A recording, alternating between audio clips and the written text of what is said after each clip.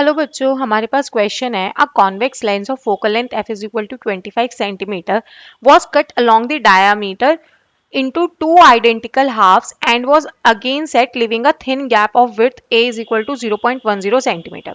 A narrow slit emitting monochromatic light of wavelength s lambda is equal to 0.6 micrometer was placed at the focus of the lens. Lens के focus पे रख दी. A screen was placed behind the lens. तो ये कुछ ऐसी case बन गया. ठीक है, अब देखो ये कुछ ऐसा सा केस बन गया. हमने लेंस को कट करा तो ये दो पार्ट बन गए लेंस को कट करने के बाद. ठीक है, इससे जो हमने स्क्रीन प्लेस करी है वो b कितना दे रखा है हमें, b is equal to 50 centimetre दे रखा है. ठीक है, और गैप कितना है इन दोनों के बीच में, जो a है हमारे पास. ठीक है, ये है हमारे पास f फोकल लेंथ जहां पे हमने इसको रखा, और ये है हमारे पास a. ठीक है, अब इसके बाद हमें लैम्डा दे रखा है कितना, 0.6 माइक्रोमीटर का. ठीक है, b की वैल्यू 50 हो गई, a की वैल्यू उसने हमें दे रखी है 0.1 सेंटीमीटर और f की वैल्यू उसने हमें दे रखी है 25 सेंटीमीटर. तो सबसे पहले जो यहाँ ये जो फ्रिंज विड्थ बन रही थी ये कितना बनेगा, इसका सिर्फ इतने वाले पार्ट की बात करते हैं. इतने पार्ट से जब यहाँ से यहाँ तक जा रही है जो फ्रिंज विड्थ बनेगी दोनों सेंटर्स के लिए वो क्या बनेगी आपकी, लैम्डा. ठीक है, कितना डिस्टेंस है f डिस्टेंस पे डिवाइडेड बाय कितना सेपरेशन है a सेपरेशन.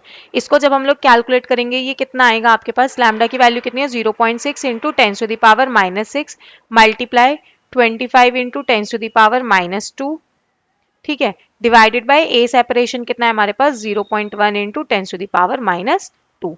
इसको सॉल्व करने पे वैल्यू आती है आपके पास 0.15 मिलीमीटर. सारा वैल्यू मैं मिलीमीटर में चेंज कर देती हूँ. ठीक है, ये हो गया.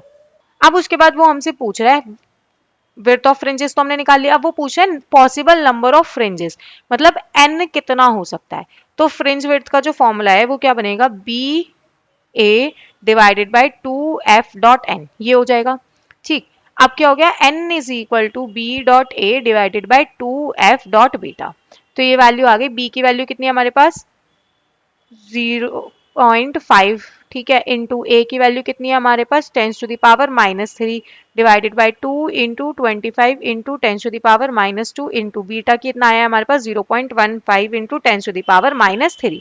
ठीक है, जब हम लोग इसको सॉल्व करेंगे तो ये आएगा आपका 100/15 दैट इज 6.67. अब दोनों के लिए दोनों के पैटर्न से अलग अलग फ्रिंजेस बननी चाहिए हमारे पास. ठीक है, तो टोटल n कितना हो जाएगा आपके पास, ट्वाइस ऑफ n, ये हो जाएगा आपका 2 into 6.67 that is nearly equals to 13. तो ये हो गया आपका आंसर. Thank you.